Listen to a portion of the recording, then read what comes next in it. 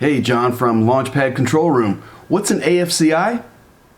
An AFCI is an arc fault circuit interrupter, not to be confused with a GFCI, ground fault circuit interrupter. The way it works is they're really smart devices that are designed to detect unwanted arcs. Where might that come from? Sometimes you might be hanging a picture on the wall or securing a piece of furniture and inadvertently penetrate a wire that's hidden in the wall.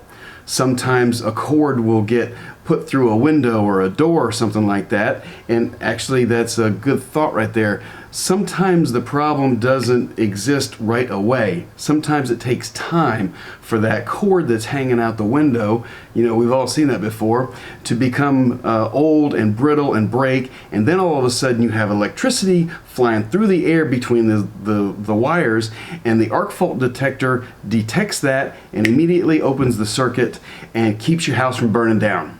So even if your home were not built when they were required, it's not a bad idea to upgrade. You're probably going to want to have an electrician do that for you, but arc fault circuit interrupters have been around since the early 2000s. That's when we started seeing them required to be installed, and shortly after there they've proliferated throughout the house.